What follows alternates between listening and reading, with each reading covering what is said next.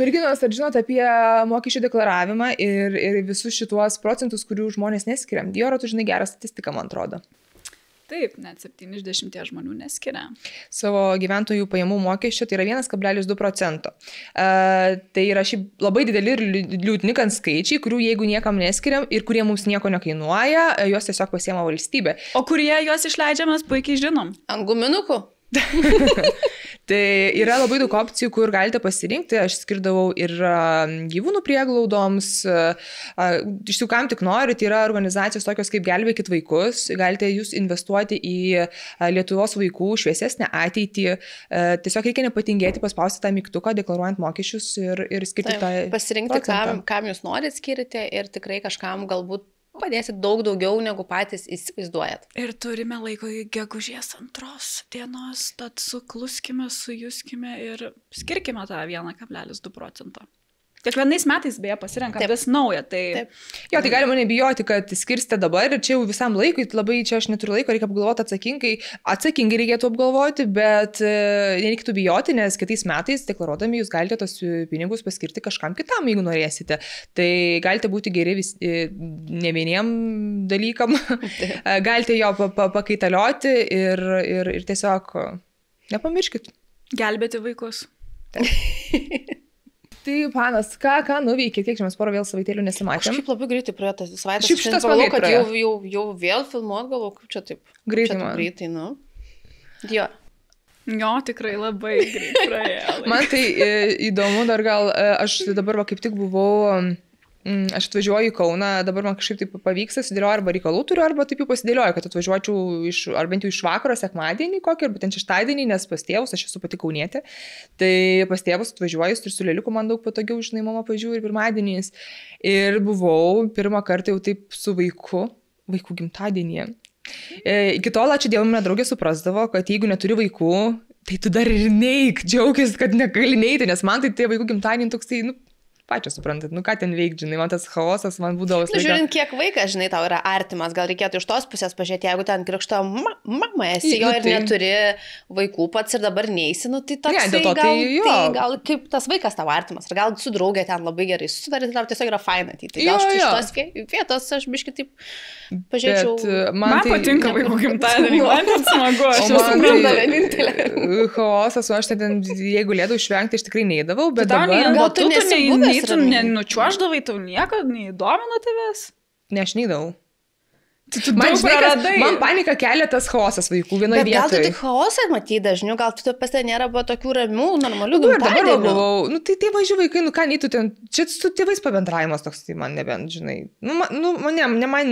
Bet aš dabar puikiai suprantu, kad kai turi savo vaiką, tai čia yra tokia, žinai, ir socializacija, ir tam vaikui fainai, ir toks dėmesys tėvams, dabar aš iš kitos perspektyvos, ką noriu. Man tai dabar nesinori, nes tėvais reikės bendrauti, tada tikrai. Čia man gal pirmieji tokie įspūdžiai, tai mes šiandien šįkart pirmą kartą atvažiavom, buvo mano sesės mergaitės 2 metukai. Atvažiavom su mažyliu, jisai pramiegojo visą gimtadienį. Smagiai, žinai, kaip juokavau, sakau, Mindaugai, bus tu gimtadienį, ne paskutinis, dar tik tai antras. Jis dar nelabai supras dar plius, žinai. Aš, kažkoks šeimos, ten kažkoksai, ten nepasakysiu, žinau. Neatsimenu. O tai tu neįdavai anksčiau iš seserės dukros gimtadienis? Tai buvo pirmas gimtadienis.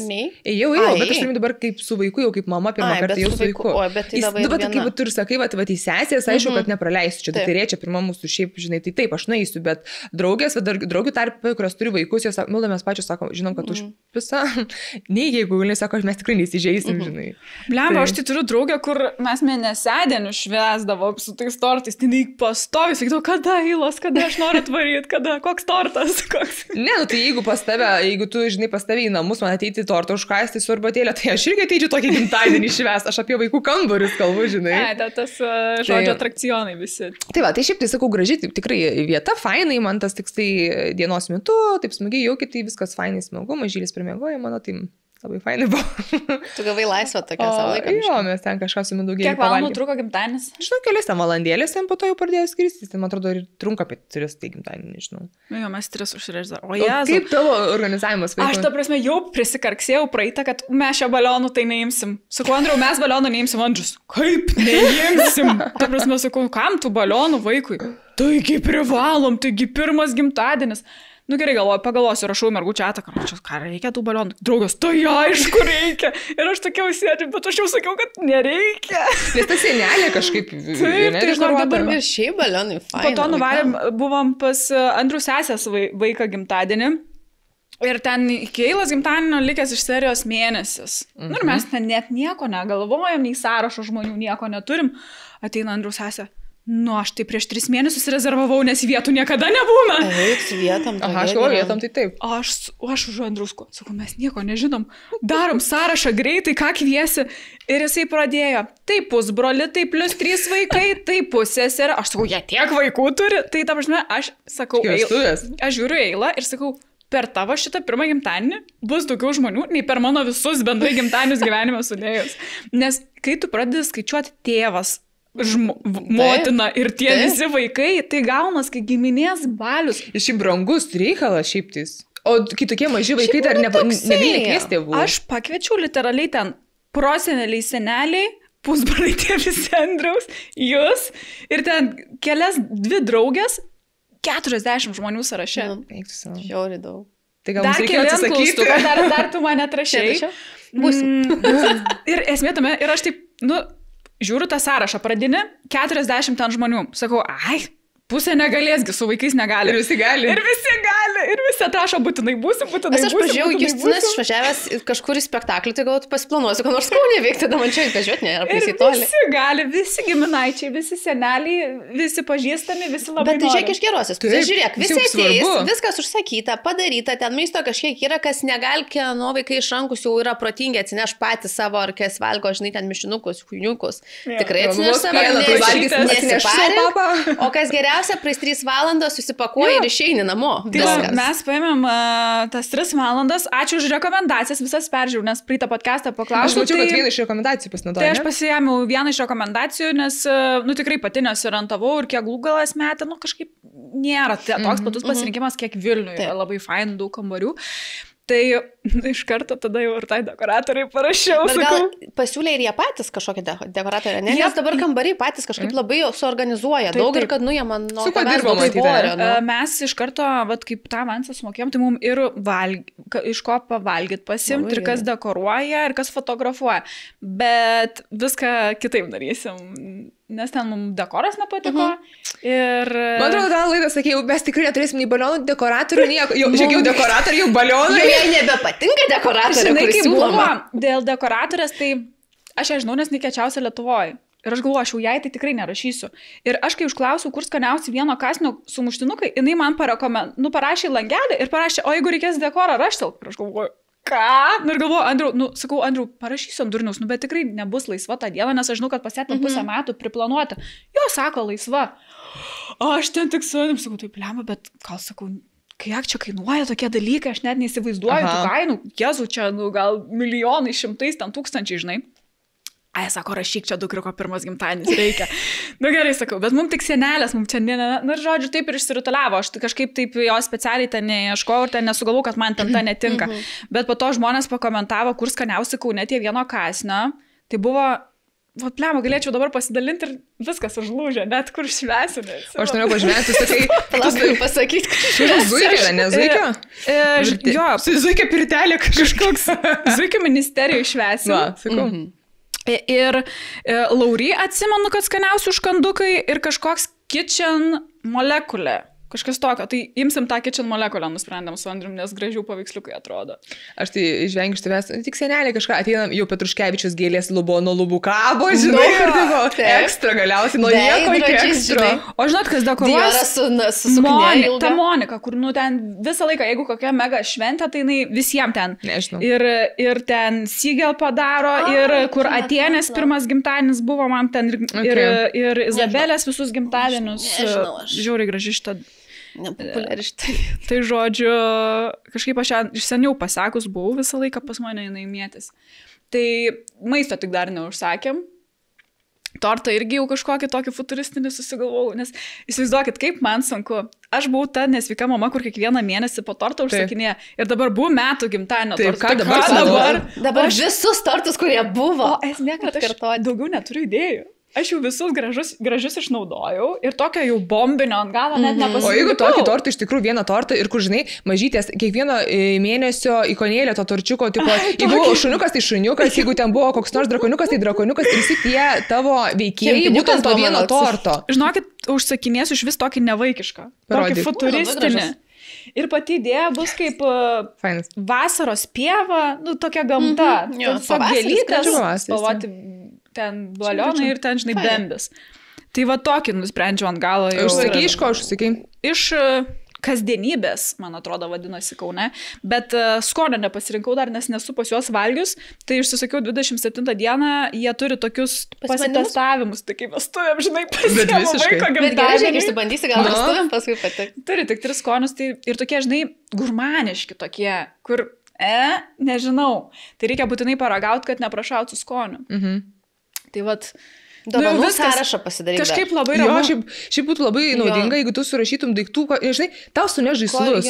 Pavyzdžiui, man asmeniškai dar nori mano vaiką aplankyti, žinai, taip, ką atnešti. Su dydžiu labai sunku, nes jis labai yra didelis pas mane, aukštas vaikas, didesnis negu įprastai, tai jau gali neprašauti. Man gaila, kad tie žmonės nepirktų. Tau gal geriau, žinai, čekiai kokie dovanų būtų, negu tu pati išsirinktum. Tai geriau, kad tu pasakytum žmonėms, tai bus lengviau. Šitas turbūt, bet jau toks, man iškart našta mamystės, nes tą suorganizuok, žinai, tą užsakyk. Ir buvo tik Andrius išsiuntė ten pusbroliam kažką ten tuos pakvietimus ir jau, o tai ką dovanų eilai Andrius? Ir aš tokia, o kodėl tu sakau, manęs klausi, tu tėtis, tu atsakyk, ką tą dovanų. Bet tai padarykite abudu kartu surašiuką. Geriau, bus patogiau patiems, nes paskui gausit, žinai, daiktų, kurie nei tau gal pačiai patik, žinai, nei tu žinai, kad eilą žais, arba tokie pat. Šiaip man reikia pasigilinti, nes yra tokia programėlė, tikrai žinau, panos taip daro, Bernam nusinčia ar ten irgi draugiam. Yra kaip, tarkim, debesis, ne, kažkur, ir tu sudedi su linkais daiktus ir nusidedi žmonėm. Gal doksuose netgi gali kažkaip. Kažkaip tie žmonės net galbūt gali pažymėti, kad va, jau šitą aš nupirkau, tai jūs nepirkit. Taip, tai protingiausias. Tai čia tobuliausia yra. Čia yra tobuliausia, nes tikrai, žinai, pripirks, sakau, ko reikia, ko nereikia. Pavyzdžiui, aš sakau draugams, man žaislų neneškia, nu tikrai turiu tų žaislų, man nereikia, rūbų irgi nereikia. Ką dovanot? Nu tai sakau, praktiškas man yra geriausias. Jūs kalbėjau, mitelių man reikia iš man labai patiko. Man labai patiko, tikrai, ir sako, ir draugė jau pasakiau, tai sako gerai, kad eisim, sako, mes atnešim jų. Sakau, ir man geriausia dovana, žinai. Gal dar nežinai, ko nori, gal lauk, žinai, čekį, kokių dovanų iš parduotuvių, paskui pati eilą nuės išsirinks. Tai čia tokia galvoju, žinai, kad jo reikia čia dar toks. Čia būtų labai naudinga. Tu turi realiai atsisėžinai, nueiti ten į kokį Kid Zone ar kokį ten Babysitį ir ten ieškot, kas jai galbūt patiktų, ar ten tau atrodo. Na, bet tu galvoji, ko reikia, pavyzdžiui, praktiškai jai. Tai dabar rūktels, žinai, gal kažkokį ten iš, nežinau, flokatį liemenę pavasarį, gal ten, žinai, kokį nors naują vokelį įvežimą ir, nu, tipo... Taip, nes aš pati dabar iš Amazono buvau nuliekus ir užsakiau ją jau dovanos jai atkeliavo. Tai paėmiau virtuvės rinkinuką, nes kai buvo pas pusbrolį gimtadienį, žiauriai patiko tie, kur žaislų kambarį yra, žinai, virtuvės. Wow, tai ten stovėjo. Čia vis manat, nėra vaikų, kas nebūtų. Man irgi atrodo. Ir ten, žinai, pizza dadinai. Tada dadinai kažkokį ir ten kažką jinai žaidžia. Tai tokį rinkinį nupirkau, tada dviratuką, tokį miniuką, kur ten triratis kažkoks. Tada nupirkau... Tu viską supirkai realiai. Tokį stalą, kur nupieši ir panaikini vaizdą.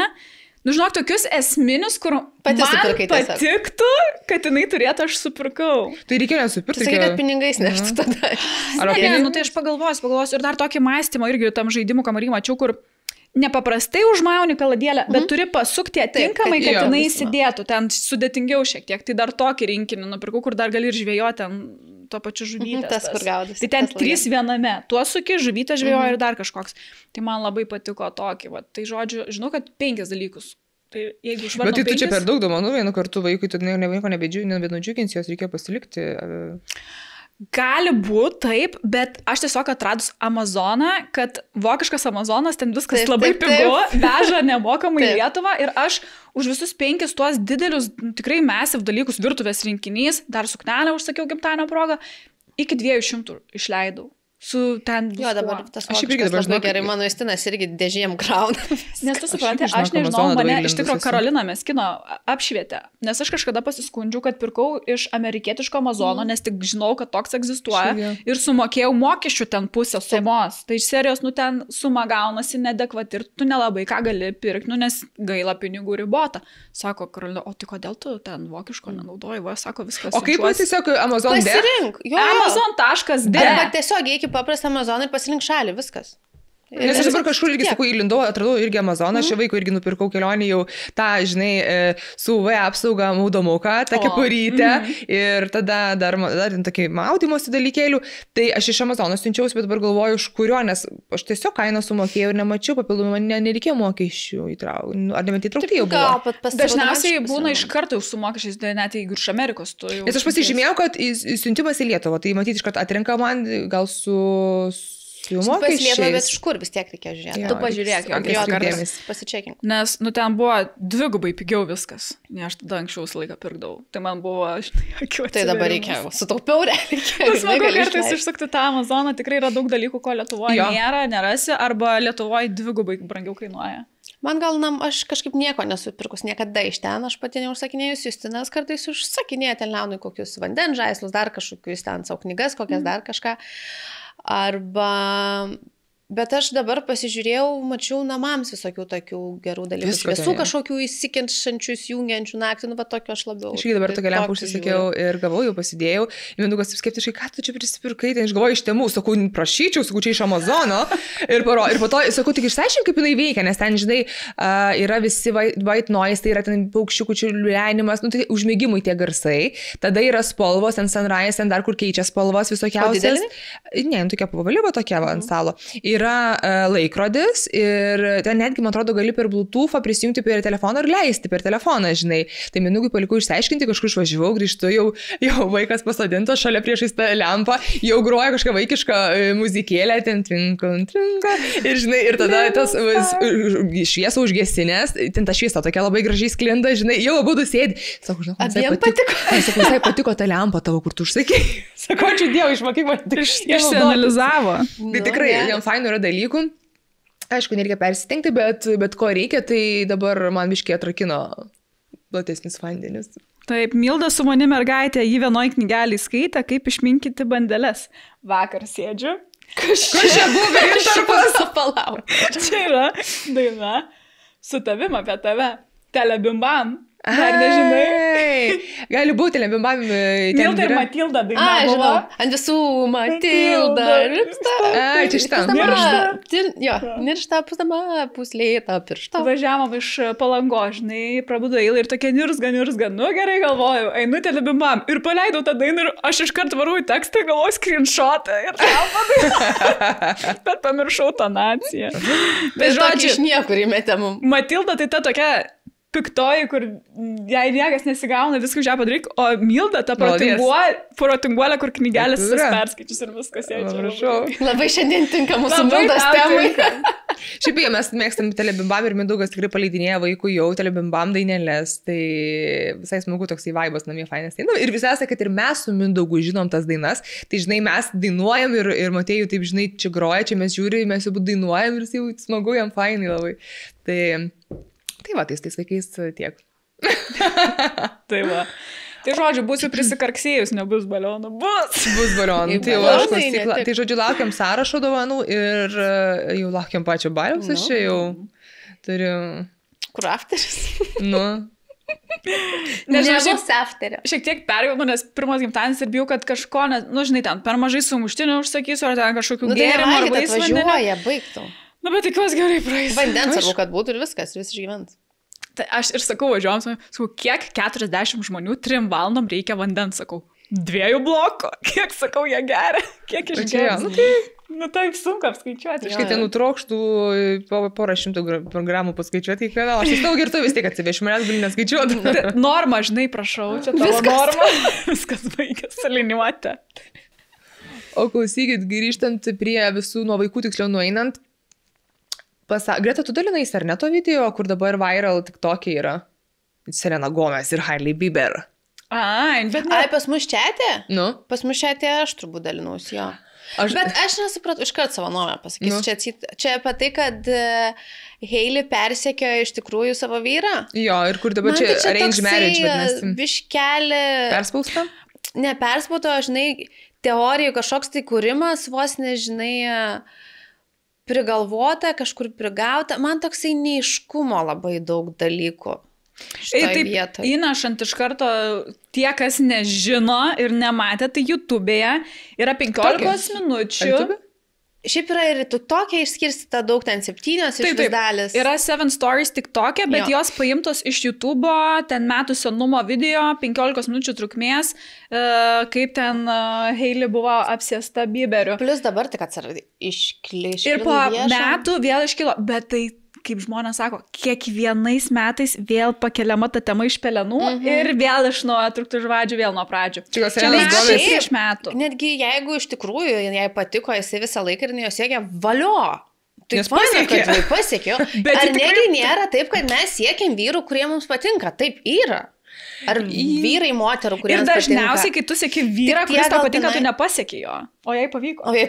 Ir tai, kad čia pridarytas tom tatuiruotėm panašių dalykų, čia gali būti labai didelis sutapimas. Iš tikrųjų, aš netikėčiau ten iki galo visom datom ir viskuom ir ten tokiais. Man biški per daug shady kai kurie dalykai. Ar biški tau tikėjimu? Vis dėlto kažkas žinai, kai nežinai nieko tikslaus, tai negali sakyti, kad visiškai netikiu arba visiškai tikiu. Už tai sakau, man atrodo biški shady dalykai, biški, tokie kažkokie, netokie, bet o gal. Bet jeigu ir pavyko, valio šaunuolė, tarsi puikiai pavyko, vadinasi jos planas.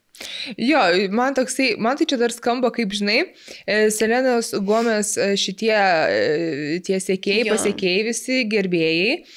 Man toks, nes aš vis socialinėje erdvėje, tai kažkur išlenda jos Hailey, būtent kažkoks intervas ar kažkas, ir tie visi mylėtojai Bieberio su Selena Gomez, jie labai dažnai iškelia šitą, kad čia ką jinai šneka, pasižiūrėk, čia vėl, žinai, bando ją, kaip apjuodinti. Tai man toks įspūdis, kad čia vis tos Selenos Gomez gerbėjai labai vis karts nuo karto iškelia va šitą apjuodinimo. Taip, tai net Selena yra kažkada sakius, kad baigit ant jos pult, parašius iš savo pusės, kad mes negalim, nekeš žmonių, žinai, ant jų pykt. Kad čia ne prie... Ir dabar išėjo naujas Selenos albumas. Ir dabar jos daina yra tokia You're so embarrassing. Taip, bet jinai pati pasakė. Bet jinai pati pasakė, negalvokit, kad visos dainos yra apie mano praeitį, nesureikšminkit to, nes sako, aš gyvenu, aš labai daug patyriau, per taip. Ta prasme, tai praėjo 10 metų, žmonės palikit ramybį tuos dalykus. O gal čia jos reklaminė kampanija, jeigu sakai, kad išėjo Selenos Gomez naujas albumas, jinai vėl iškelia šitą skandalą ir vėl visi, kadangi jinai šitoje situacijoje dažniausiai yra kaip auka ir ją palaiko, o Hailey yra blogoji, tai dažniausiai čia labai gera reklama. Tai žmonėms sunku gyventi, jeigu jie taip daro. Gali būti. Tai aš atsimenu, ateinu į Sephora.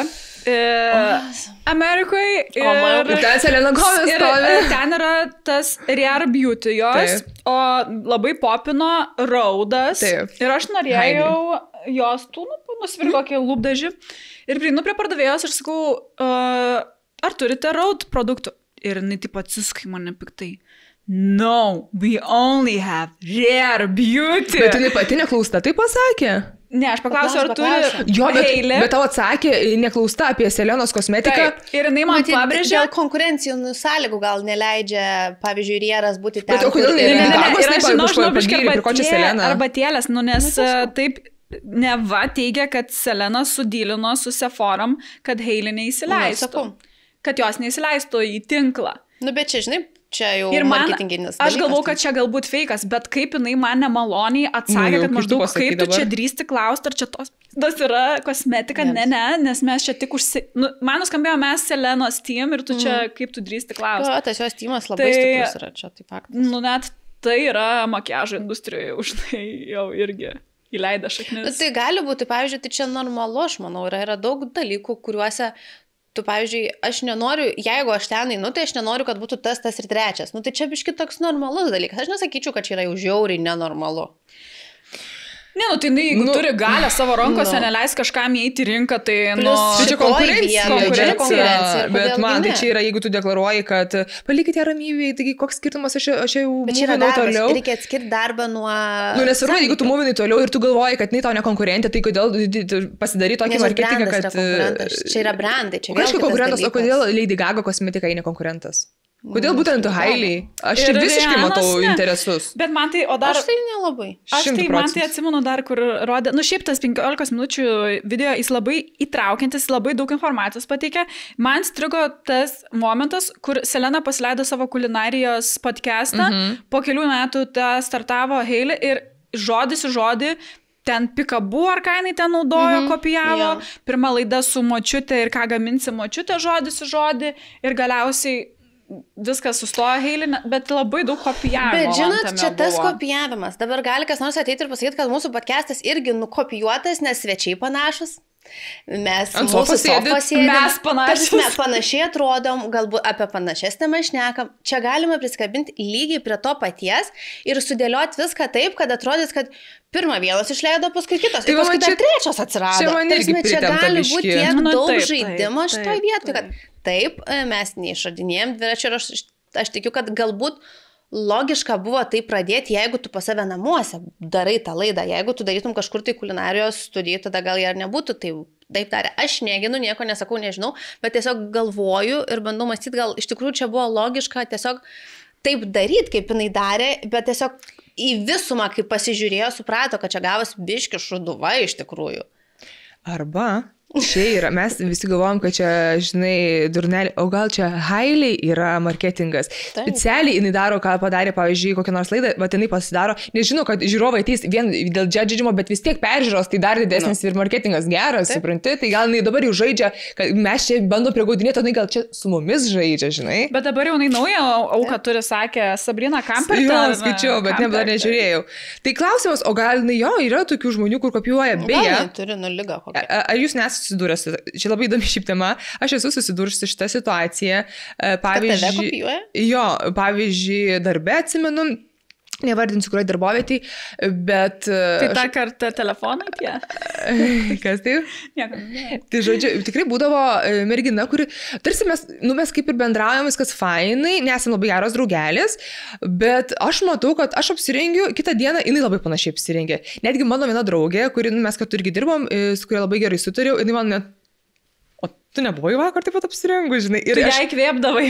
Jo, ir aš toksai, kaip ir, gerai, galvoju, gal aš žmogų tikrai įkvėpiu, žinai, čia nieko nėra labai, blogo, jeigu, pavyzdžiui, kitas neturi ten, negaliu sakyti, neturi skonio, bet jam trūksta įkvėpimo, jam tavo stilius patinka ir tu jį įkvėpi. Aišku, man čia toks labai akivaizdu, nes mes kiekvieną dieną matomės darbe, žinai, ir jau ten, kur netgi sijonos toks pat pėdėlės, ten megztukas, tai jau gal biškio kvardu, bet taip tikrai būdavo ir taip būdavo keista, bet būna taip, tikrai taip būna, ir su kuo aš esu susidūrus. Aš ne, tikrai. Tai ne?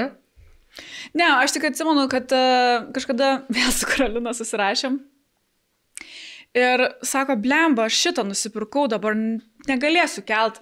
Ir kažkaip sakau, blemba, aš tiek kartų esu kažką nusipirkus ir tu pirmai išeini ir aš jau nebegaliu dėtis, kad būna su žmonėm kažkuriais, kur atrodo tą patį gal. Pavyzdžiui, prisidėjo ten tuos blizgučius ant dantų.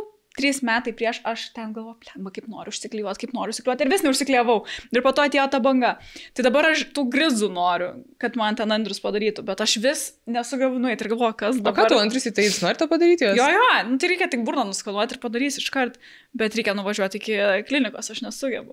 Tau reikia iki klinikos nuvažiuoti. Mums žmonėms paprastiem reikėtų užsirašyti pas kokią nors dar kliniką, laukti eilę, kad man kažką, o tu tiesiog pas savo bičio, tipo vyrą.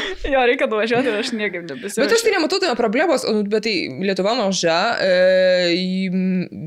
visas, ta pati Karolina labai dažnai gauna, su jie susiekia naujausi brandai, naujausios kolekcijos, labai natūralu, kad tai sutampa, arba kodėl tu negali išeiti dėl to, kad Karolina buvo apsirengus. Man tai aš nežiūrėčiau čia kaip į blogą dalyką. Ne, pavyzdžiui, aš būna, jinai užsideda megztuką, aš jį užsisakius iš Amazon ir galvoju, blemba, dabar visi galvos, kad nusikopinau, nors ne, tai būna tokių dažnai. Galvos, žinai, gal nebus labiau ten, kad visi seka ten ir lygina.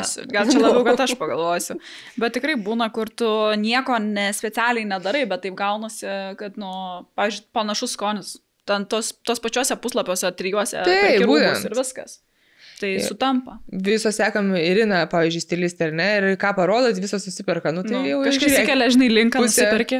Pusė influencerių su Irinos rekomenduotų sijonu arba, žinai, kokiu nors ten švarku. Taip, atsimenu, buvo kažkas, ar ne... Mazalienė įsikėlė, banga buvo tos rūžavo megztuko, salanidos. Ir tada visas turėjo, visas. Aš pati nusipirkau jį. Ir aš užkibau. O aš taip biškai kitaip vadarau. Aš atsimenu, kad irgi jo, kai buvo banga tų mekstukų, aš labai norėjau, man tikrai buvo labai gražu, bet galvoju, visos turi, nenoriu. Taip, kur aš baltą. Tai ką aš padariau, aš galvoju, nejaugi yra viena kūrėja, kuri tai juos gamina, ne. Aš pradėjau googlintis, išsigooglinu ir tai beje atradau Umos Knit. Aš jai parašiau, nusipirkau pirmąjį mekstuką pas ją tikrai ir kažkaip aš fotkės įsidėjau, aš atsimenu, bet išvažiausiu mekstukų, kur buvo labai gražios, fainas nuotraukos tokios. Ir jis sako, ar galiu juos pasiimti, pas save įsikelti su to mekstuku, žinai, sakau, jo, aišku, gali. Tai žinok, dabar tos nuotraukos pas ją yra ant kortelių, pas klientus eina ir panašiai. Tai žinok, aš jaukiuosi, žiūrėk, sakau, aš tau jau, kadangi esu reklaminis veidas, sakau, davai šitos suknelės.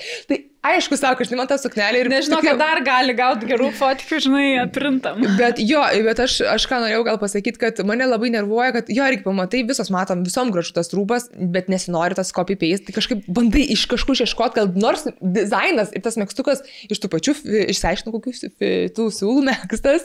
Tai, kokių moheros? Jo. Moheros. Tai išsiaiškinau ir jų tikrai yra, tik biškiai, nors dizainas kažkoks buvo kitoks, tai jaučiausi biškiai išlošęs. Aš tai žinok pasinešus ant tų megstinių, aš nežinau, aš dabar ir šakados turiu, ir tų pačių salanidos, čerobi Agnes ir Umus man labai yra rašę. Man jie tokie praktiškai, tu gali ir žiemą, ir pavasarį, ir vasarą, jie kažkaip, kai karšta, tai išsivedina, kai šalta, tai laiko. Labai gražus, tikrai. Kaip pukelis, tu irgi tada pavasarį varėjai, atsimenu, su juo žiauriai gražus. Tai va. Ir taip va, o grįžtam prie Selenos ir Hailey, tai jo, šiaip dar man tas jos tėvo rolė man ten buvo įdomu tik tais, ar jisai čia stūmė dukrą ir tą į link to Bieberio, ar jinai čia jo tėvo prašė, kad, nes jeigu iš tikrųjų tai yra tiesa, kad ta fanė pasakojo, kai surašinėjo su Hailey, kad Hailey net klausdavo, kur tiksliai apsistojęs yra Bieberis ir panašiai. Varydavo į viešbutį ten. Tai čia jau yra stalkinimas, tai jau čia yra šiaip stalkinimas ir toks, tas kaip sistemingas, toksai bandymas kažkokio tikslo siekimas. Tai, tikslas pasiektas kaip ir valio, nes kaip ir nieko blogo nedarė. Bet gal siekė, jau įsimylėjo, iš tikrųjų, ir dabar viskas yra gerai, tas gal čia nėra dėl to, nes nei persiekė, gal iš tikrųjų atsirado ta meilė. Kaip ir daugelį tuo metu gerbėjų, tik jinai turėjo galimybės prieiti prie jo. Ir ar už tai galima pykti? Ne. Aš atsimenu, mano pirmas stalkinimas ir paskutinis, tai turėjau įsimylėjus klasioką ir būdavo, išsisvajoja ten per pamoką, žiūri. Kaip pasakot, nusikraštą savo snarglį suvalgė. Ir mano tada, aš gyvenime nieko nestalkinau, nežiūrėjau, nes aš tiesiog laikam blogą būdavo. Dingo iš karto meilę, tai va, kaip būna su stalkinimais. O bernai jūs nestalkindavo? Aš nežinau. Aš nieks nežinau. Aš galvoju, kad ne, gal... Nors tokių yra psichopatinių persekiotojų buvę, tai jo, bet... Apie tai, kas buvo. Ar persekiojo? Ne, bet psichopatiniai. Tai ir persekiojo, jo, ir sakė kiekvieną žingsnį. Tai yra buvę. Ir kur pasiekė tikslą. Ai, Andrius, jo. Ne, Andrius nepersekiojo, bet kažkada tai ten yra tokių buvę persekiotojų. Šitą linksmą gaidą galime pereiti į mūsų pokalbį su labai fainu, kompetitingu žmogumi, chirurgu ir tai pasižiūrėkit, manau, kad tikrai bus daug naudingos informacijos. Gal pradėkime nuo to, kad aš pristatysiu mūsų svečią šį kartą. Tai būtų plastinės ir rekonstrukcijos chirurgijos gydytojas, teisingai man tai Sakalauskai jūs pristačiau. Tikrai teisingai, labai malonu. Iš pirmo karto labai džiaugiuosi, tai sveiki atvykę. Ačiū. Gal mes galim sakyti tu? Be abejo. Mėgstantis dar papilsiu, kombinuotas operacijas. Ką tai reiškia, kad gali ir veiduką patvarkyti, ir kūnelį. Ir vienu metu apimti kelias zonas kūno. Tikrai taip. O kuo tai patyrėsi, ar tai yra sunkiau negu tiesiog daryti vienos srities operaciją, kuo tai yra išskirtinumas? Bet įdomu, pačianinčiai. Kaip ir sakėt, ar sakėjai? Sakėjai, jau galima sakyti. Galima taip, ja. Taip. Tai iš esmės taip yra sudėtingiau ir be praktikos chirurgas, be patirties nemanau, kad tą padarytų, nes iš esmės reikia suprasti, kad viena operacija gali 3 valandas būti ir kita 4 ar 5. Teisingai. Jeigu tu sugebi tas pačias operacijas padaryti per 4 valandas kartu, tai pacientui yra dviguba nauda, tai reiškia 2 sritis pakoreguotos, yra pigiau ir vienas gydymo laikotarpis. Pigiau? Ir truputį pigiau. Ant kiek pigiau? O ant kiek tai jau reiktų atvykus sužinoti. Tai čia, žodžiu, kalba eina realiai apie patirtį gydytojo, ar ne? Patirtį ir iš esmės darbo pobūdį. Kaip kuris gydytojas dirba, kitas niekad dvigubos operacijos nedarys, nes paprasčiausiai jo tempas yra lėtas. Okay. Nereiškia, kad jisai blogai operuoja, bet jo tempas lėtas. Yra gydytojai, kurie gerai operuoja ir greitai operuoja, tai iš esmės toks gydytojas jisai gali sudėtinę operaciją atlikti. Ir ta operacija gali ne tik 2-3, bet 3 ir 4 zonos įeiti. Tai čia viską, žiūrėk, ir užpakaliuką, ir papukai. Čia nusvarbi, čia taip patogu, iš tikrųjų, per vieną kartą viskas sutvarkai, vieną kartą atbūni. Vieno karto viskam ne. Bet... tiek, kiek tau reikia. Mažiausiai 2 kartais. Šiaip tai 3. Jeigu jau visas zonas, bet labiau čia irgi yra... Limitas tikriausiai yra, kiek tu gali vienu kartu padaryti. Yra be abejo, bet dažniausiai tas darom jau taip etapinės operacijas pacientams, kurie yra numetę daug svorio. Nes tada jau daug yra sričių, kurias reikia koreguoti. Tai kokybė, žodžiu, burtų ir lasdelę pamojus, galit kur tokius rilsus ar tik toko, žinai, ateina burtų lasdelę 3 valandas. Apsisuka jau, bam, tas žmogus. Tai žodžiu, kokybė nuo to nenukenčia, nes kartais skamba, kur mes čia galime jo daugiau padaryti, per tą patį laiką atrodo, kaip taip įmanoma, ar čia kokybė išlieka ta pati, tai kaip suprantu, tikrai, su patirtimi ta kokybė. Patirtis turi ir darbo tipas, kiekvienas chirurgas skirtingai dirba, jeigu tas chirurgas sugeba, jis tikrai padarys gerai ir per tą neilgą laiko darbą. O iš tos, jeigu kalbant psichologinės pusės, kaip yra su tais mūsų klientais, ar jie dažnai ir nori, kad būtų daugiau dalykų vienu metu, kad, kaip sakai, gyjimas vienu kartu ir kaina, tiesiog viskas yra patogiau, susiplanuoti laiką vienam kartui. Mane nupirko ties kainą, kad pigiau, aš jau galvoju, ką daryti. Nes dažniausiai jau prisigalvosiu. Visi yra dirbantis. Taip, žmonės, kalbu, taip. Ir dažniausiai po operacijos nori kuo anksčiau grįžti į darbą. Ir nori kuo daugiau pasidaryti. Tai jeigu tas įmanoma, jeigu sveikatos būklė tą leidžia, jeigu svoris tą leidžia, tai iš esmės dažniausiai tą ir darome ir prašymų tikrai yra daug. Yra vienu kartu kuo daugiau. O ar dažnai susidarėt vis dar su mitais ir kokie dar išlikę mitai apie plastinę chirurgiją? Kad plastinė chirurgija yra tik tai kažkokiai daliai, kaip pasakyti, elitui gal skirta chirurgija. Tikrai ne. Prabangos prekė, ar ne? Tikrai ne, nes iš esmės, jeigu gatvėje eitumėt, sutiktumėt iš 10 moterų, tikrai gal vienai ir suprastumėt, kad daryta plastinė operacija, bet 5-6 jūs nesugalvotumėt net, kad jinai bus pas plastikos chirurgą. Bet čia ne dėl to, kad nesimato, bet paprasčiausiai kiekvienas žmogus jisai dabar gali plastinė operacija turėti, savo tai leisti, taip. O kaip dabar Lietuvos rinka pagrinde greičiausiai taikomas į užsienio klientus turiminį? Yra užsienio, taip. Mano praktikoje aš kažkur 50% lietuvių operuoju, 50% užsieniečių, bet tikrai lietuvės labiau atvyksta, nori plastinių operacijų ir tikrai daug yra pacienčių lietuvių būtent. Bet jeigu kalbam apie užsieniečius, tai prasme lietuvius atvykstančius tiesiog iš užsienio, kurie gyvena ir užsieniečiai atvažiuoja į Lietuvą. Ne, tai labai populiari yra ta medicina. Ir Lietuvoje labai geri. Plius Lietuvoje yra medicinis turizmas išvystytas Lietuvoje yra. Ir kas jiems būtent užsieniečiams čia yra patrauklu, tai yra kainos ir kokybės santykis. Nes Turkijoje yra tik kainos santykis, bet kokybės nėra. Kokybės kol kas ne. Ten yra kai kurios rytis yra, bet nereklamuosi, bet dauguma tikrai dar nepasiekė to lygio. Lietuvoje tikrai už atitinkamą kainą tikrai gauni gerą kokybę. Ir dar kokią graži šalis aplankyti galima. Tikrai taip. Ir daug kas sako, tikrai, kad dar norėčiau čia atvažiuoti, būtent jau turistiniais tiklais pamatyti šalį. Tai čia irgi toks win-win situacija, žinai, išeina ir gaunam tų, kaip tas žodis? Turistų ir pacientų. Taip. O ar dažnai reikia perkalbinėti klientus, jeigu ateina, neprisigalvoja, aš čia mačiau, klasikinė situacija, parodo Instagramo nuotrauką, aš noriu rodyti. Social media visas. Kalbant apie šitą įtaką žmonėms, moterims. Tuo tikrai reiktų atsargiai, nes socialinė medija iškreipia, ar ne? Labai iškreipia. Ypač jeigu dar didžiosios kaimininės šalies prisižiūri gydytojų darbų, kur ten iš esmės vien photoshopas. Tai, tenka perkalbėti, bet dažniausiai to bendro sutarimo pasiekiam. Iš esmės tą realią situaciją parodau, realius rezultatus, ką galima pasiekti. Būna kartais tada, gal jūs ir negalit, tai sakau, yra specialistų, prašom kreiptis kitur, gal jums padės, bet dažnu atveju sutarėm, kad būtent to nepasieksim, bet būtent tai pasieksim. tada sako, tinka gerai. Tai visgi šiaip noriu tikėti, kad yra ta etika, ar ne, kur, nepuolė daryti, jeigu tik klientas užsigėdžia, vis tiek kažkoks sveikas protas ir tu esi tas žmogus, kur tu gali pakonsultuoti jam, paaiškinti, kad gal tau ir nereikia to. Jeigu ateitų ir sakytų, sudėkit va tokius, va.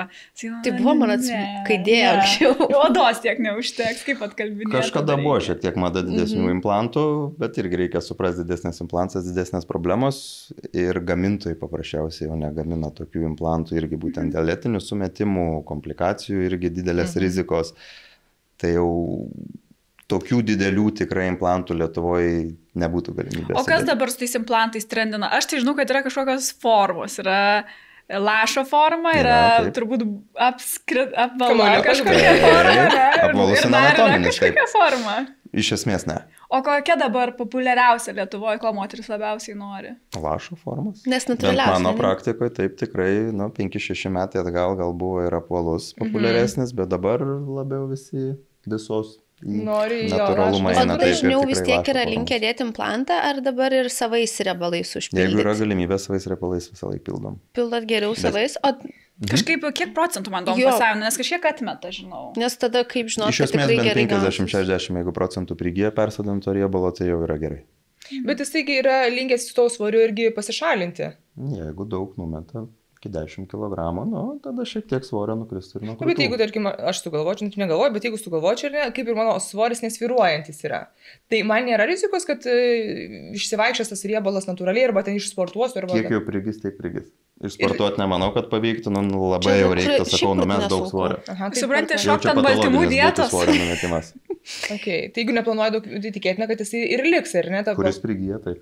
Okay. Man atrodo, ir apskritai, jūs pataisykite, jeigu klystu, tu eini jau į operaciją, tu turi kažkaip ten 3 mėnesius vos ar ne kažkiek palaikyti pastovų svorį, būti jau, kad nesviruotų tavo svoris, kad toks, koks tau patinka, ten atitinkamai, nes tu negali operuoti, jeigu žmogus ten labai viršsvorį turi ir tada sako, sudėkit man ten, prisirpkit riebalų ir panašiai, nes tiesiog nesigaus sėkmingo operacija. Yra ta riba kūno masės indekso 27.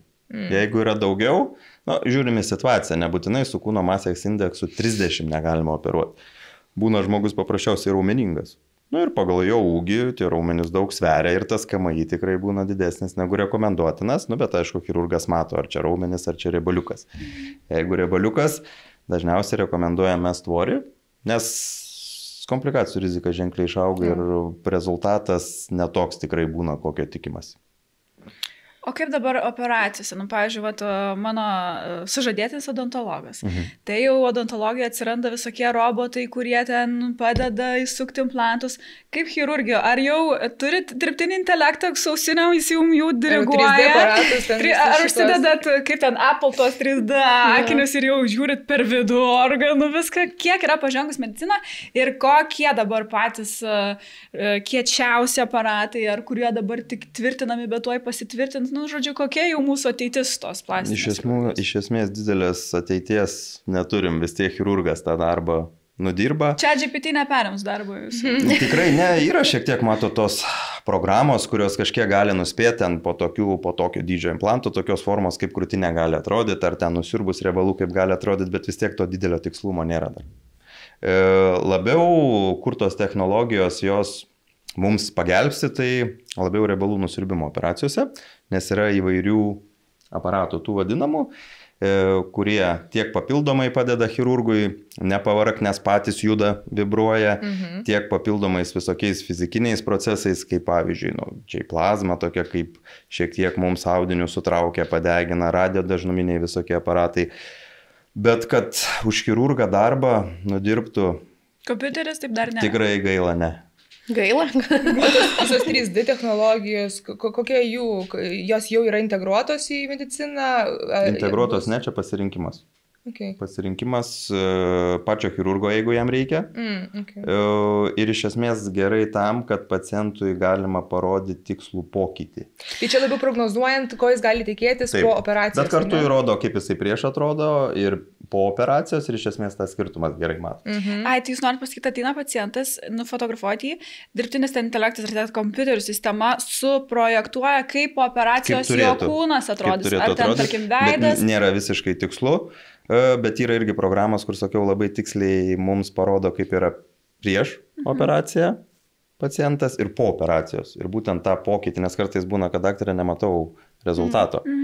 Bet jeigu sudėjus, tikrai tas skirtumas matosi, nes kontūro jau pokytis yra. Čia panašiai kaip su kapo mirtiesinimu. Tu matai, panašiai, kokia pradžia ir tu matai. Per video paleidai, kaip ekrane išsitiesi. Bet sakau, to praktiko irgi labai dar daug nėra. Iš esmės labiau vis tiek einam per tą, kad rodom prieš pacientę, pavyzdžiui, kaip atrodo ir po operacijos. Ir ko jūs galite tikėtis, vis tiek kaip chirurgas aš matau, kokia yra kūno konsistencija, koks sudėjimas ir ko mes galim tikėtis po operacijos. O būna operacijų, kad negali niekom padėti? Būna. O kokios jau pavyzdžiui, bet kur yra... negalim padėti dažniausiai, kai yra sunkios gretutinės lygos.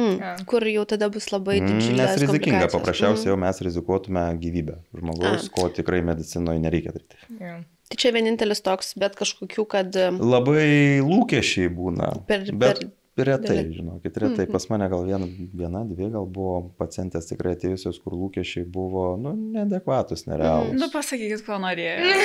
Pačiau taip nerealus nesitikėjau. Ko labai norėjo, tai kaip ir sakau, labai didelių implantų norėjo, kurių tikrai nei ten sveika buvo dėti, nei patartina. Ir būna, gal buvo, kaip ir sakiau, keletą dėl labai nosies, kur iš didelės labai mažytės norėtų, kas irgi, būna, aišku, socialinėse medijose, aišku, gali matyti, bet ten klausimas, kiek yra realybės, nes vis tiek reikia suprasti, nosis yra organas, per kurį kvėpuojame. Tai jeigu jį labai sumažinti, gaunasi taip, kad tu formą turi, bet tu kvėpuoti negali. Ir įvairios kitos komplikacijos, bet paprasčiausiai funkcijos nosis savo nebetlieka. Tai tu turi vaizdą gražų, bet jeigu tu tik tai laiptais užlipi, įkvėp bandai ir tu dūsti. Tai aš nežinau, ar čia yra tada tikslas operacijos toks, nes reikia ir funkciją palikti ir aišku, kad tas estetinis vaizdas geriau atrodytų. Aš noriu sakyti, kad ir proporcija veidė būtų, jeigu veidas iš principo yra platesnis, tai ta nosinė maža, tai kaip vėl blogai atrodo. Viską reikia atsižvelgti, tai čia daug aspektų, kuriuos reikia vertinti ir jau tada spręsti, ar tą operaciją galima atlikti. O man tai vis tiek įdomu, ar būna, ir manau, kad būna, vyrai, kur atsiveda moteris ir sako, aš noriu, kad jos ta krūtinė būtų didesnė, arba ten ta nosytė mažesnė, arba tenais, kad jos lūpos būtų didesnės. Užpakalis didesnis. Būna, pasitaiko, bet retai irgi. Gal anksčiau būdavo, bet iš tikrųjų aš, jeigu taip atvirai mažai vyrą tada žiūriu, aš nekosi su moterim, nes, ne jam spręs, ko moteriai reikia. Moteris turi savo kūną ir jinai sprendžia, ko jinai nori ir kaip jinai nori atrodyti ir kas jai yra gražiau. Bet tada išprašot vyrą ir sakote, aš noriu pasikalbėti su galimai pacientė. Aš tai žinau, esu girdėjus, ateina, atsiveda moteris, vyrai sako, daktarė, arba padidinkit, arba viskas, aš jį paliksiu.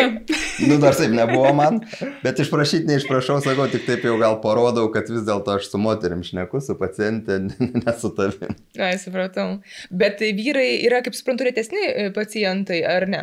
Ar jie irgi dažnai? Retesni. Jeigu vyras ateina, tai dažniausiai dėl antakių. Pakėlimo. Viršutinių vokų plastikos, nosies plastikos, ginekomastija yra tokia būklė, kaip vyriška krūtinė išdidėja, riebalų nusiurbimo ir pilvo plastikos. Bet daugiau kažkaip tokių sričių, kur jau vyrai norėtų pasikoreguoti, nepasitaiko. Plaukų priauginimas. Jo, bet Lietuvoje nelabai darom šitą. Yra kas daro, bet va čia Turkiją rekomenduočiau. Vienintelė. Kodėl Lietuvoje nėra didelio, daug kas daro, kad nėra patirties tiek, nėra srauto pacientų, nes iš esmės mūsų Lietuva nėra didelė. Gal šiek tiek dar ir tabūtas yra vis tiek Lietuvoje, tų lietuvių pačių pacientų nėra daug. Taip. Mes kol kas tapaliukais užsiminėjome. Tomadatėlė ir būrimais. O gerai, o koks yra tada, kaip pasiruošti tai operacijai psichologiškai, nes vis tiek, manau, yra kartais sunkoka, kaip čia pasakyti, kaip tik nesenai kažkur mačiau, kad moteriai šnekėjo, kad tvarkėsi nosį ir sako, aš kaip ir jaučiuosi šiek tiek praradus savo identitetą, tai čia toks irgi psichologinis yra punktas kažkoks, tai kaip pasiruošti tai operacijai prieš ir paskui priimti savo kūną su tais pasikeitimais. Aš nekalbu tik apie svorio, tą praradimą tą gerai, o jeigu ten tvarkysi kažkokią kuprelę dėl to, nes jinai tau kvėpuot trukdė, bet jinai buvo ten gal tavo kažkoks tai įvaizdžio dalis ir labai tavo kažkoks tai cinkelis. Tai prieš operaciją tikrai reikia nuspręsti, ar norisi to pokyčio. Kartais gal ta vieta, ar kuprelė, ar ten apgamėlis, ar ten kažkur kažkoks pakilimas, ar dar kažkas, tau yra identitetas, tai iš esmės konsultacijos metu vis tiek stengiuosi išsiaiškinti, ar tikrai to pokyčio reikia. Nes dažniausiai to pokyčio reikia. Taip. Ir moteris jos jau vis tiek įsivaizduoja, kaip jos atrodys. Plius sakau, labai yra gerai, kad prieš po rezultatų yra daug, jos vis tiek gali kažkur suprasti, link ko einama. Lengviau šiek tiek. Ir tas psichologiškai nėra sunku, tik aš sakyčiau, gal sunkiau susitaikyti su to, kad po to šiek tiek bus sunku. O kiek sunku? Vat O kas labai sunku? įdomu, kiek Priklauso tas nuo sunku. operacijos. Ir turbūt nuo Skausmas. kiekvieno Vien skausmas? Bet tai šauni pernešimo. Nu kažkiek. Bet kažkada tai nebegalėsi Nuslopina, šauti. bet nebus taip, kad visiškai nieko jau nejausi. Vis tiek Nu, tai tas skausmas priklauso, yra, kiek diskomfortas yra. Jeigu fiziškai aktyvi moteris ar vyras buvo prieš operaciją, irgi 2 mėnesius jau reiktų Visiškai. nuspręs, kad nesportuot, tas irgi psichologiškai matau sunku, bet aš perspėju, kad operacija vis tiek yra trauma didelė organizmui ir vis tiek organizmui po to reikės energijos, kad sugytumėt. Tai tikrai, sakau, nepriauksi, tikrai formos liks dar gražesnės po tų 2 mėnesių ir dėl to tikrai jaudintis nereikia. Tai aš labiau sakyčiau, kad tas pooperacinis laikotarpis psichologiškai reikia susitaikyti, kad nebus lengvas. Nes čia yra operacija ir po operacijos tikrai reikia laiko, kol nebeskaudės, kol nebus diskomforto, kol tars rezultatas irgi bus Aš galutinis. noriu sakyti, nes visi dažniausiai tikisi, kad tu išoperuosi, šiaip po savaitės jau matysiu tą Nu savo taip. mažą nosį. Čia pusės metų reikia, kol visi audiniai. Čia ne grožio salonas, nenuėjau, antakių permanento nepasidariau ir jau man rezultato nėra, iš esmės reikia išlaukti bent pusmetį, nei tikrai to reikia. Tai jeigu žadi prieš vestuves jau sutvarkyti viską, tai bent metus prieš reikėtų, taip kad Nu, gal saugiai. pusmečio užtektų randų pusmečio, taip. atžvilgių, tik tai ne. Nu, bet po suknelę randų nesimato. Nu, bet kad Jeigu taip geriau. kūną O paskui operuojant. nusimausi šiaip suknelę, tai gal geriau daugiau biškai laiko užsidėti. Jeigu geras Nu, vakarėlis, tai jau ir nesvarbu. Palaukit, tai prieš Bus matyta naktį, žinai, kažkas. tą. Aš tai Pavastuvinį. noriu praktinius patarimus paklausti, ar yra kažkoks tai iš tikrųjų veikiantis nuo randų. Man aktualu, nes aš esu po Cezario operacijos. Aš Tai žinau. įdomu, ar yra efektyvių tikrai priemonių, ten tų tepaliukų, pleistriukų. Man vieną gydytoją rekomendavo, tai įdomu, kaip... Iš mano praktikos aš retai rekomenduoju kažkokius papildomus tepaliukus, pleistriukus. Šiaip po operacijos aš rekomenduoju tokių specialių teipų rudų. Iš esmės jisai lipnus pleistras. Bet aš rekomenduoju 2 mėnesius dengti. Bet irgi tam rekomenduoju dengti, kad randas nesitraumuotų, dažniausiai į kompresinį rūbą, kurį po operacijos reikia nešioti. Okay. Ir tų 2 mėnesių dažniausiai pakanka. Tai nesitraumuotų, tai reiškia, tai jis nesiplėstų, nekeistų savo kažkokios... Kad jisai nesitrintų taip mechaniškai. Ir ką jam į tai rūbą. gali padaryti tas... Jį suaktyvinti. Suaktyvinti. Suaktyvinti ir tada jis gali būti labiau matomas. Plus čia dideli, nu žinai, dideli pjūviai visokie būna. Tai nu, bet kad ir visai mažas tas reikalas. randukas, kad ir Cezario, jisai vis tiek į drabužius. Plus priklauso dar Ankstyvų pjūvis. O tu laikotarpių. po Cezario didiesi kompresinį, reikia dėtis kažkokį rūbą? Nebūtinai, bet šiaip jeigu į rūbą Jo. randas jaunas, jisai trinasi, tai yra tikimybė, kad jisai suaktyvės dėl to. Nes man irgi, man atrodo, rekomendavo būtent pleistriuką, bet tas pleistriukas, va, kaip ir tu sakai, jisai toksai iš principo yra rudas toksai silikoninis jisai, tu gali ir į vidušų eiti ir viską, žodžiu, jį tiesiog laikyti, tai jis matyti ir nuo tų trinimuose apsaugo ir kažkokia, aš nežinau, jis ten turi. Bet aš rekomenduoju, jeigu yra tik tai pakitęs randas. Jeigu normaliai Tai gyjama, tai būtinai. iš esmės nereikia. Kokį lazerį, žinai, gal. Ateity. Nors ten nieko nesimato, tas šis laikas. Labai manau, jie veikia tie iš esmės. lazeriai. O kaip, pavyzdžiui, yra antrinės operacijos. Tu pasidarai kažkokią ten, tarkim, nu, ten plastinę krūtinės operaciją ir tau po to reikia dar, tarkim, antrinės, nes ten kažkas ten, nežinau, koks ten odos gabaliukas. Ką reikia žinoti apie tas antrinės operacijas ir koks procentas, kad dažniausiai po operacijos bus antrinė ir ten kokia dar trečia? Kiekvienas atvejis individualus ir prieš operaciją tikrai įvertinam, ar tas atvejis yra lengvesnis ar sunkesnis. Tai tų vadinamų korekcijų, antrinių operacijų jų tikrai būna ir bus. Medicinoje taip yra, niekad 100% tu negali garantuoti rezultatų. 95% taip priimta medicinoje. Tai visą laiką yra perspėjama pacientas ar pacientė, kad korekcijos tikrai galimybė yra, komplikacijų galimybė yra, bet irgi vertinus bendrą būklę, tai yra aišku fiziškai kaip atrodo ta vieta, ar yra gretutinių ligų, ar yra pavyzdžiui, rūkimas. O kaip greitai po tos operacijos gali sekti antrinę operaciją? Ten greitai jinai turi būti, ar turi sugyti? Pusmetis reikia išlaukti, bet iš esmės įvertinus visus faktorius galima nuspėti, ar bus tas geras gyjimas ar ne. ir visą laiką perspėt, kad korekcinė operacija tikrai gali būti. Tai jokio rūkimo po operacijos. Rūkimo tai tikrai žalingi įpročiai nerekomenduotini. Mano klausimas yra apie tai, kiek įtakos turi tam gyjimui po operaciniam arba ruošimuisi operacijai žmogaus gyvenimo būdas. Sportas, mytyba, viskas daug lemia, ar ne? Daug. 80%. Jeigu sportuojat, sveika mytyba, iš esmės svoris bus normalus, geras, tinkamas. Okay. Jeigu nelabai sportuojama, gal maistas netoks sveikas, viršsvoris gali būti. Dėl viršsvorio, kaip ir šnekėjom, su kūno masės indeksu.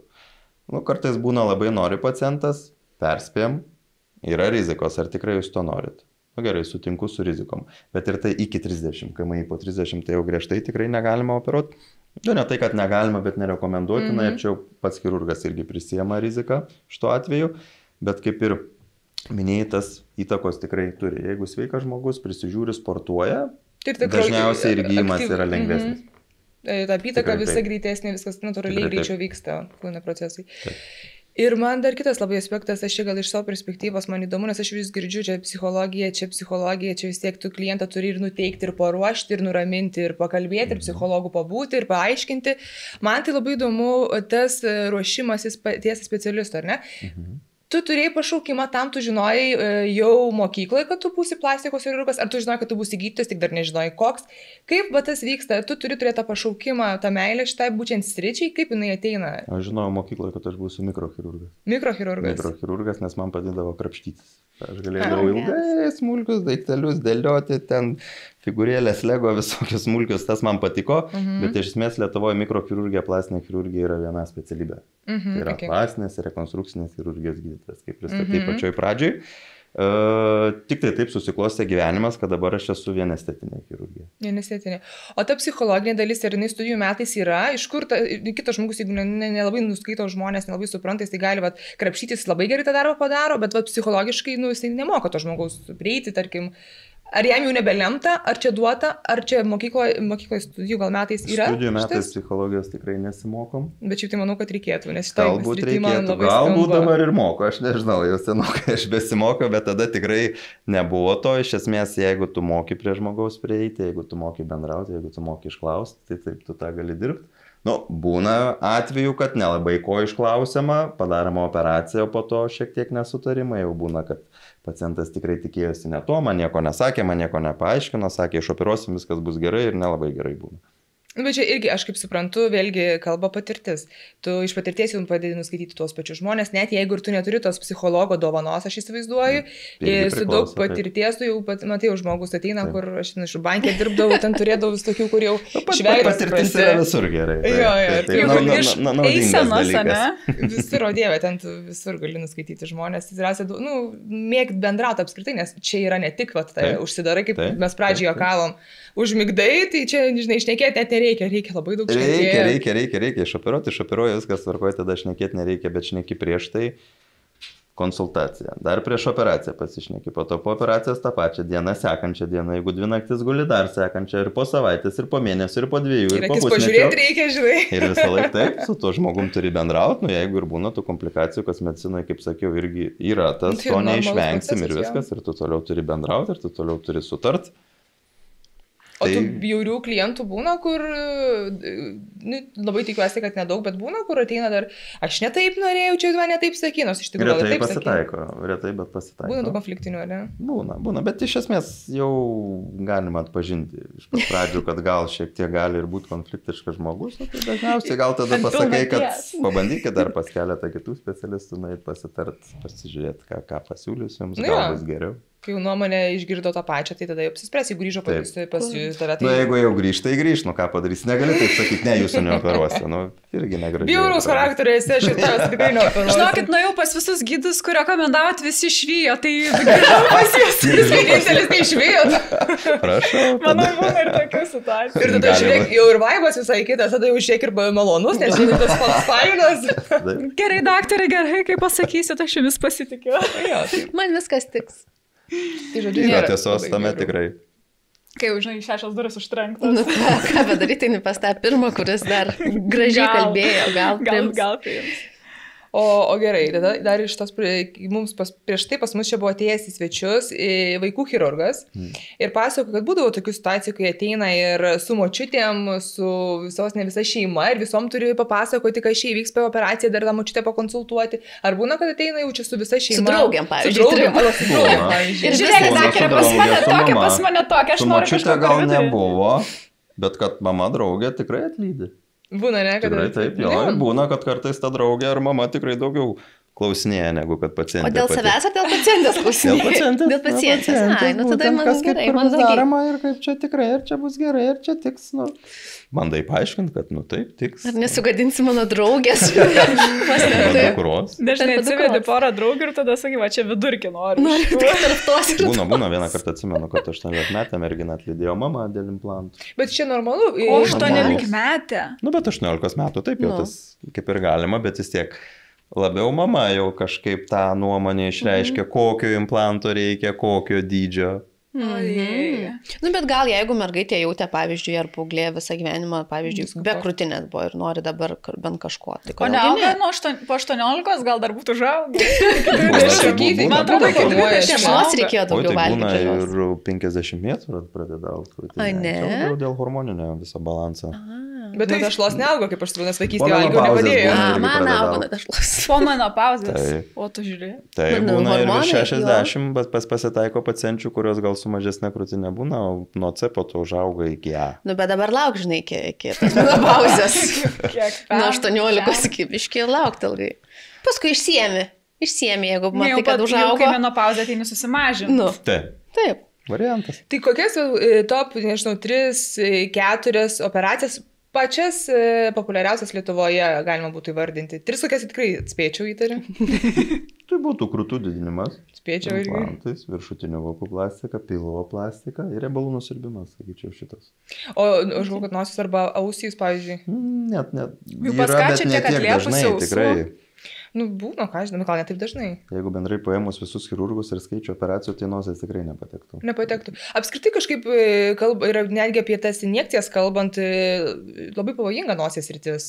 Nosis, kraujotakos atžvilgių, taip, injekcijų. Operuojant gal labiau pavojinga, kad struktūrų yra daug. Ir nosis, jinai tokia atskiras rytis, kur tu turi labai jau ten gilintis. Okay. Ir, pavyzdžiui, dabar buvo pagarsėjus viena istorija, smakra irgi koreguojasi botulinu berods. Nežinau, merginos, kur smakra ar ne, ir kažkaip suparaližiuoja šitą vietą. Šitą vietą ypatingai yra jautri, dėl kokių priežasčių, dėl nervų čia vaikščiai. Čia botulino toksiną reikia žinot, kur leisti. Aišku, yra rizika, kad užkabinsi ne tą raumenuką, kurio reikia, bet iš esmės yra atidirbtos tos technikos, kur yra taškai, kur reikia suleisti atitinkamą dozę, kad gautume tą efektą, kurio norim. O tai prie smakro taip, čia raukšlytės, norėjo, kad smakriukas jisai nesiraukšlėtų. Jo. Bet gavosi, kad šiek tiek užkabino turbūt raumenuką, kuris jau dalyvauja lūpų pačioj veikloje. Nu ir aišku, po to prasideda šiek tiek visas disbalansas. Ir asimetrija. O tu darai injekcijas šitas? Taip darau. Mano žmona dermatologė, aš leidžiu jai labiau šitoj srity, bet jeigu jau pacientė paprašo, darau. Taip, nes dermatologija gali daryti injekcijas. Tai aš manau, kad, tiksliau, kaip tu galvoji, gerai, kad šitas visos kosmetologijos, kosmetikės negali daryti injekcijų, kad dabar padarė tą įstatymą, kad... Nepadarė įstatymą, jis visą laiką toks buvo, tik tai... Bet kažkaip dabar tik apie tai kalbėta buvo. Sugaudė, kaip sakant. Sugaudė tas pelės. Iš esmės, Lietuvoje gal yra ta situacija, kad nėra tos kontrolės. Ir tos įstaigos, institucijos, kurias turėtų tą atlikti, jos to nedaro, todėl tas savivalėjimas toks ir vyksta. O čia tas rytis, nu kur ekonominė nauda, jinai tikrai neblogai yra, tai todėl ir bando visos tos meistrės, kosmetologės, medicinos seselės irgi, bet iš esmės jos to negali daryti. Nu, čia yra nusikalstama veikla. Tai, kad jos moka, tai nesuteikia jam galimybės. Nu, ne, žinokit, kaip pasakyti, traktoristas jisai vairuot moka, vairą nulaiko, pilotas irgi vairą laiko, bet nedėsi traktoristo prie lėktuvo, turbūt šturvalo, o pilotas turbūt traktorių pavairuotų, aš taip galvočiau. Tai va, tai kaip ir sakau, kad... Bet slaugytojams dabar tai yra, jeigu tu turi slaugytojos baigi, tai kažkaip tai jau gali daryti tas injekcijas. Negali dar? Negali, nebent tau daktaras šnopuoja į petį, rodo pirštu, kur kažką bet taip nevyksta realiam gyvenime. Aš manau, kad ir neturėtų, taip. Sutinku. Taip, aiškiai, čia vėl rado jos apėjimą šitam. Nerado apėjimo, paprasčiausiai nėra sistemos, kad būtų atitinkama, kaip pasakyti, bausmė, gal už tai atsakomybė kažkokia už tai, kad tu būtent to užsiėmė nusikalstamą veiklą ir kad to būtų bausmė atitinkama. Už tai nėra, paprasčiausiai yra nedidelė bausmė ir ką surizikuosiu, gal ten nubaus kažkiek pinigėlių baudą, susimokėsiu ir vėl tą patį. Gal procedūra ta tos vienos merginos kainuos tiek, kiek būdelė, tai jie čia kaip niekas nieko. Iš esmės taip, tai todėl manau ir yra tas įvaliavimas toks. Jau labiau, kad aš įsivaizduoju, jeigu yra paklausta, tai ko jam nedaryti, aš tai kaltinu ne tas specialistės, kurios tai aš irgi sakysiu, aš tau irgi... Mano pusės irgi man irgi keista, kodėl moteris eina pas nelicenzijuotą specialistą, kuris to negali atlikti. Tai tada eiti pas tą veikėją tokį irgi, kur buvo sugautas, kur protezus ten garažė kažkur darydavo gręždavo. Jėzus, mane kam daryti? Ir jie vis gaudė. Aš nežinau, jeigu nebūtų paklausos. Jis su kažkaip ten grąžtais tiesiog iš senukų darydavo ten tos protezus. Ta prasme tiesiog pas garažą? Kažkoks meistras. Meistras mašinų? Gal panašiai. Tiesiog kažkoks darbis. Namatininkas, jo, aš nežinau, pašaukimą tam. Šios nežinai, stalius koks nors. Bet kažkas panašaus, taip. Jo, rado. Jį buvo labai sunku sugauti? Jį porą karčių, man atrodo, jis gaudė ir gaudė, jis taip pašaukimą jautė, kad tiesiog nesivaldė. Jisai žinojo, ką daro. Įdomu, kuo dabar jisai užsiima? Dėl šunim dantis keičia. Dabar jau neaišku, nieks nežino. Gal kalėjime, supranti, deda dantis visiems. Vis geras darbas. Aš tai tarčiau, kad žmonės čia labiau tie, kurie jiems labai svarbu kaina, kuriems labai svarbu, kad kuo mažiau mokėti, atrodyti nori kaip tos visos gražuolės iš Instagramų, socialinių tinklų, pinigų tiek neturi, bet aš irgi noriu. Tai kas, jisai man siūlo iš gražikę man padarys už kiek ilgai laikys tau ten tie dandys ar kažkokie kiti protestai, jau čia kitas klausimas. Tai va ir koks ten rezultatas irgi bus pas tą vadinamą meistrę nuėjus irgi neaišku, už komplikacijas jinai neatsakys. O aš ir norėjau kito klausimo klausti, ar dažnai tenka taisyti kolegų padarytas klaidas?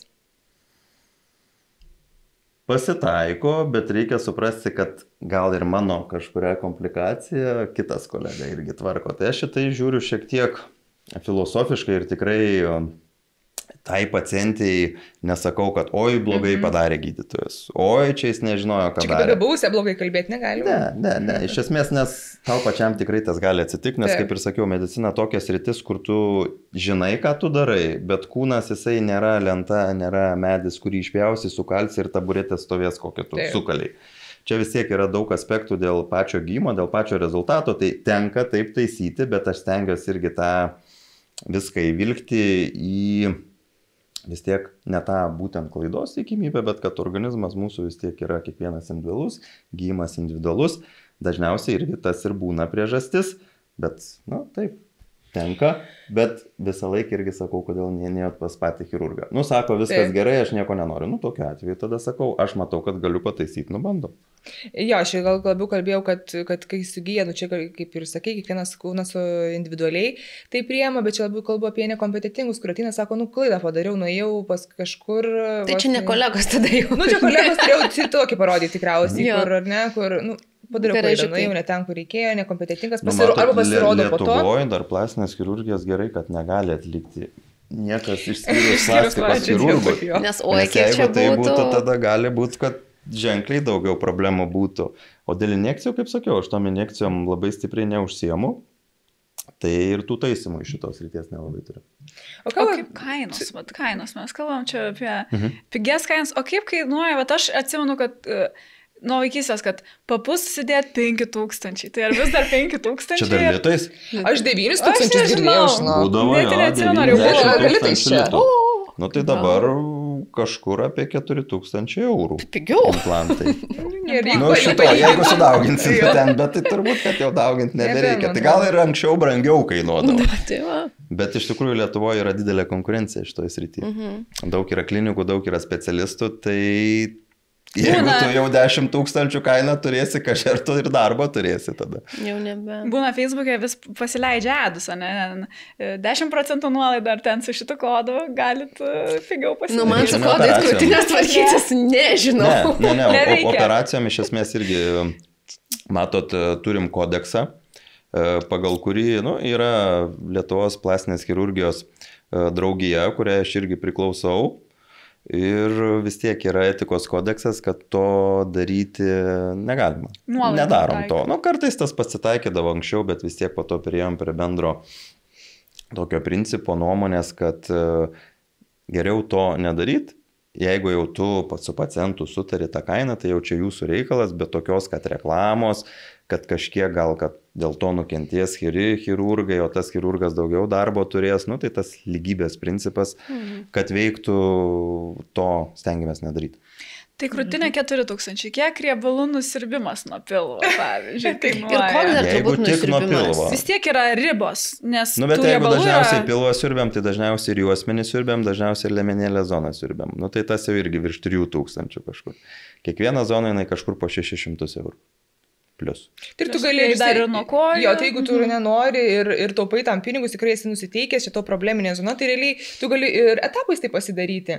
Kaip sakai, kad, pavyzdžiui, galiu aš vieną kartą liemenį, jeigu man taupant, bet vis tiek vienu kartu tas gausis bendroji sumoje. O galima išsimokėtinai, pavyzdžiui? Yra tokia galimybė. Prašau.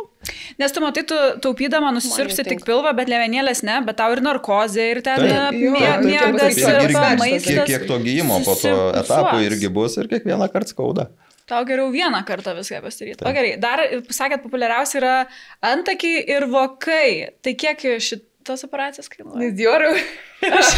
Vokai Vokus irgi galima arba vietiškai, arba narkozai. Tai yra bendrinė neutroji. Jeigu žmogus bijo, būna ir bendrinė narkozė, tai apie 2000 eurų, jeigu vietiškai apie 1500. Yra vietinė narkozė, kas tai reiškia? Vietinė neutra, tai reiškia, kai lokaliai kaip kadantį tvarko. Aš suprantu, kad lokaliai aš suprantu, bet aš labiau klausiu, kas tai yra, kalbant apie akių operaciją ir vokų operaciją, kas yra vietinė neutra. Kurios vietos nebijausi? Į patį voką suleidžiam anestetiką vietiško, kad būtų. Tau uždeda ledukų, čia pašaldo.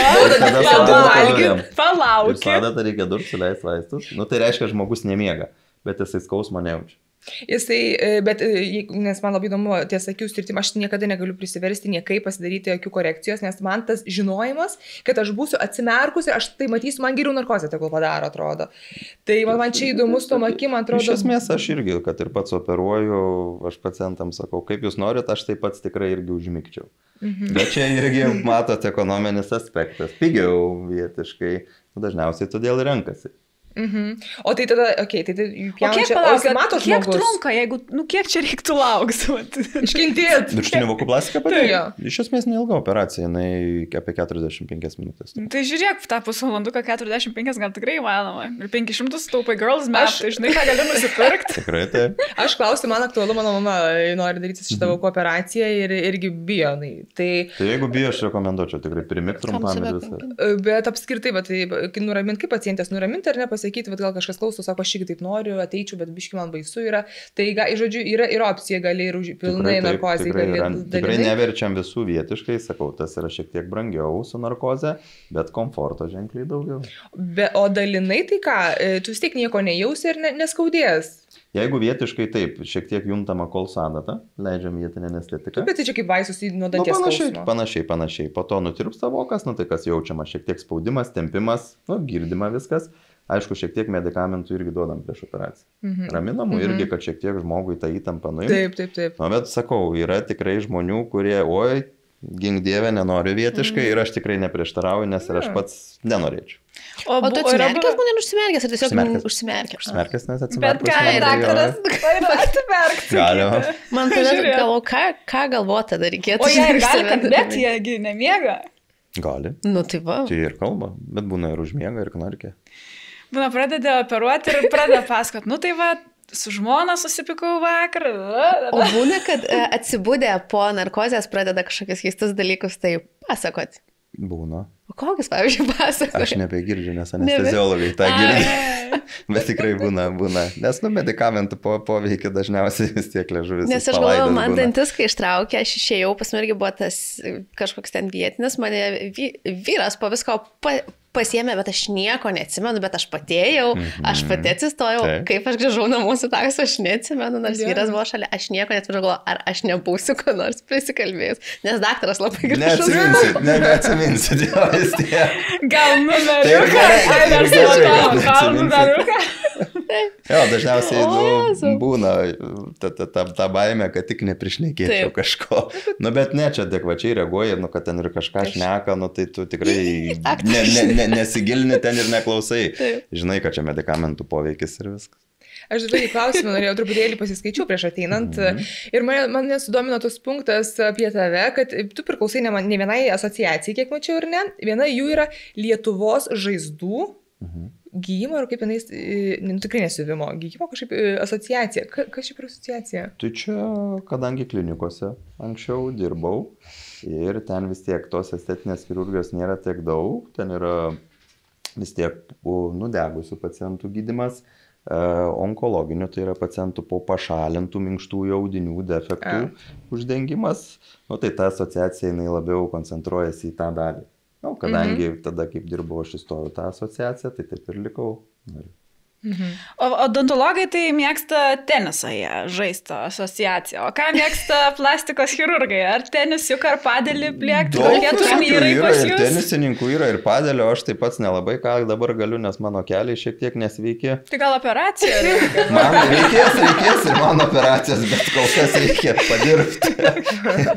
Užsidirbti ant operacijos. Tai kol kas, o šiaip tai jau visokių pomėgių yra. Aš, pavyzdžiui, irgi fizinę veiklą mėgstu užsimti, gal nelabai ne padeliu, ne tenisu, man paprasčiausiai gal reiks diržai, va tokie kaip dalykas patinka vis tiek išsiliet, žvejot mėgstu, gamtoj būti. O tai žvejot plastikos chirurgų asociacija žvejų?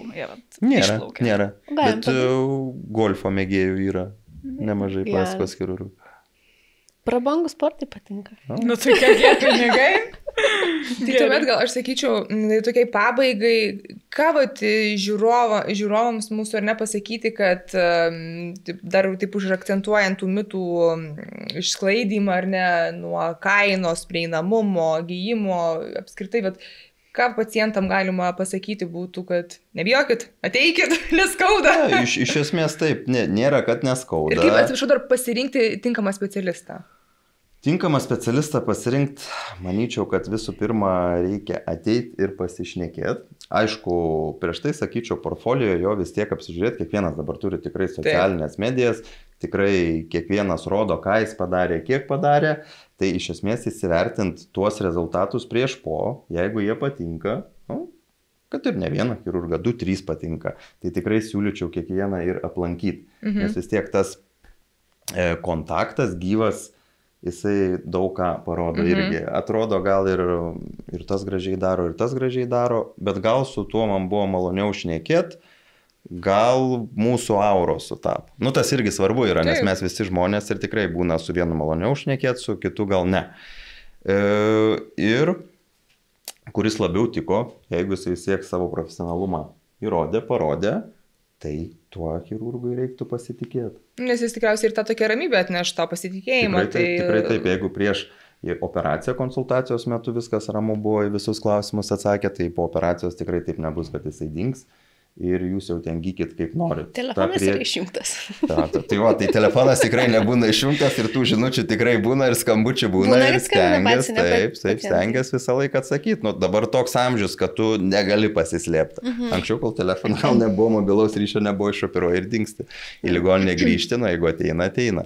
Dabar taip, tu visą laiką kontaktą, bet iš esmės gerai tas, kad galima iš karto žmogų nuraminti, paaiškinti, arba irgi, jeigu tikrai yra problema, greičiau atsikviesti ir ją išspręsti.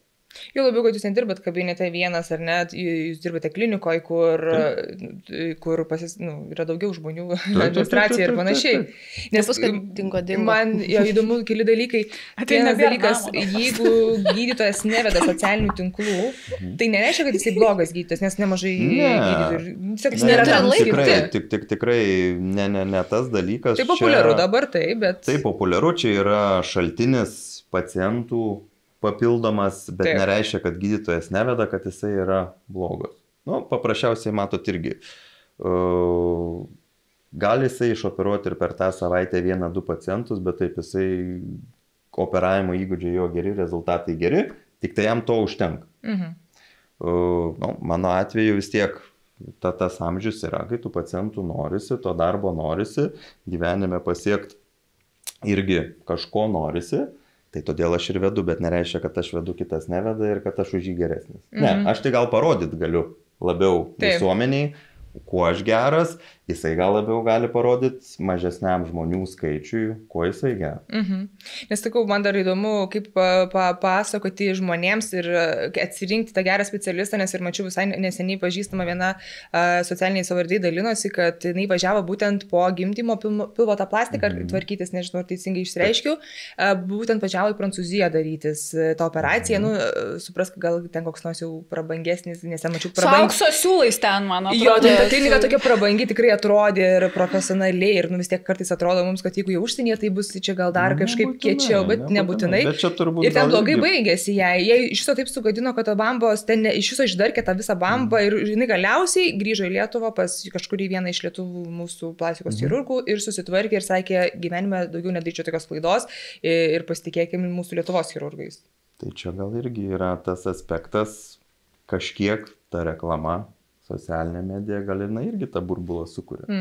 Bet sakau, svarbiausia irgi būti kritiškam ir matyti tos tikrus rezultatus. Gali būti, kad labai profilis gražus, chirurgas ten buvo, su jachta plaukėjo, taip toliau, koks jisai fainas, kiek jis pinigų turi, bet ne vieno rezultato nėra. Arba žinai, kas valandą TikToką tik tai suka, bet kažkaip pacientų gal nėra. operaciniai ir nedirba. Tai va, irgi svarbiausiai, manau, ne tiek ten tą iškalbingumą žiūrėti, kiek rezultatus. Į konferenciją kokią nuvažiuoti užsienį, žinias plėsti. Tas irgi svarbu, nes jeigu nesidomino vietoj. O jum irgi reikia rinkti valandas kažkaip. Per 4 metus turi per 5 turim surinkti, jeigu nesurinkam licenciją, prarandam. Ai, tai tas pats pas visus reiškia. Turi nepamiržinai. Taip. Čia toks dalykas labai privaloma ir jeigu tikrai neprasitės ir tu licencijos neturi ir negali dirbti savo darbą. Jeigu per daug jau. Tai mes jau turim dalyvauti konferencijose, nori jau tas naujoves klausai. Visus apie visus robotus, apie visus 3D, apie viską reikia atklausyti. Tikrai taip. Tos licenzijas neprarasti. Tai kaip ir aišku, man atrodo, aš pasidariau tokį išvadą, kad svarbiausia yra atsirinkti tą gerą specialistą ir eiti gyvo kontakto su juo, pasikalbėti, išsiaiškinti ir pajausti tas jos kompetencijas ir tą, kaip aš sakau, vaibą, ar sinergiją ir ne, jo, iš tikrųjų, nes vieni nuramino, kitas sako, aš kaip tik tokia nerimastinga, man nepatiko. Taip, nesakau, yra tikrai, ne pas mane pirmą ateina, po to su manim pašneko, sako, iš čia man akis atvėrė. Ale ir ten kažkaip bendravo tas chirurgas su manim keistai, nepagarbiai, visokių atvejų būna. Tai tikrai svarbu, bet aišku, jeigu vienas chirurgas patiko, nuėjot pas jį, patiko, jisai iš pat pradžių kompetitingas pasirodė, tada galima ir nesiblaškyti. Bet jeigu, kaip ir minėjau, keli patiko, tai tikrai siūlyčiau kelis praeit, nuomonę susidaryti. Jo, aš siūlyčiau, kad reikėtų čia išgirsti kelias nuomonės. Ir tada taip. Tai labai ačiū, labai patiko mums šitą konsultaciją privačią. Ačiū, kad dabar išjungiam kameras ir jau laikas. Kaip čia dabar iš tikrųjų, kaip galvoju.